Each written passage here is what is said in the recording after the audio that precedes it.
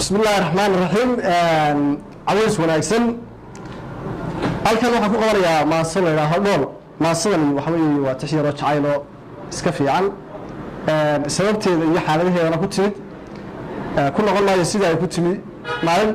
wanaagsan iyo jay wanaagsan bay ahayd maasadu waxay oranaysaa maasada dhool baa la yiraahdaa waxay oranaysaa dhayo looma heeso la iskama dhawaaqee dhugashaa la reebaa dhaxalkeeda maansana lama dhalan halowshee inta qodaxda laga dhilo waxa loogu dhaartaa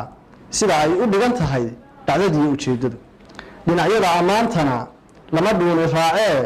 dhaawaca ku gaadhaa lagu boogadhaydaa ama dhaqan habboon iyo dhabeeshii u qalantaa dhabta loogu tuuraa dhigayee ujeeddada aan ku soo dhowaadee dhalanteedka beentiyo hadallada qalbiga dhibaa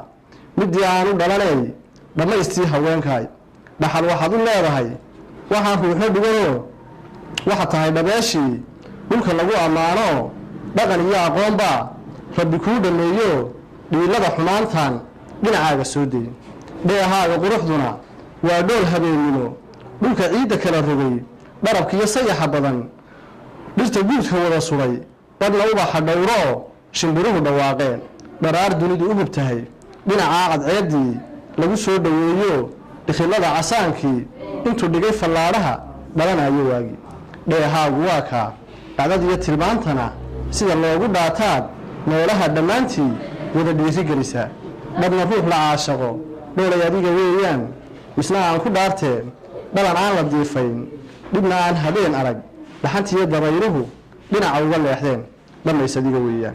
dhabankaagu waa dahab dheehaagu waa nuur dhaadanida socodkana marka aad dhaqaaqdaa dhulku yahay adoo qura intaan dheegtay maqalkay may dhalan adoo kale mana aha mid dhowo dhalanaysa waayadan waana dhaxal adoo qura rabbi kuu dhammaystiray kollay dhaqan habboonay iyadaan la dhaadayn waa laguu dhammaado dhowr wiil daraadda dhayal ciidda hoos mare adigoon waxba u dhimin dhibanaha ku caashaqay qaar baa naftii dhigay kuwa dhabar adaygaan sheekada ka dheegto dhibanaha jacaylkaan ana dheega kaga qoray dhigayay dhameeye dhowrtanay asaaga dhaxalyaadu noqotaa dharandhooli sheekada yaa kugu dhowaado dhaqan kula wadaago dhallaan adiga kuu eeg dhowrsoon sidaada dhinacaana ugu shuba wasalaamu calaykum waraxmatullaahi tacaala wabarakaatu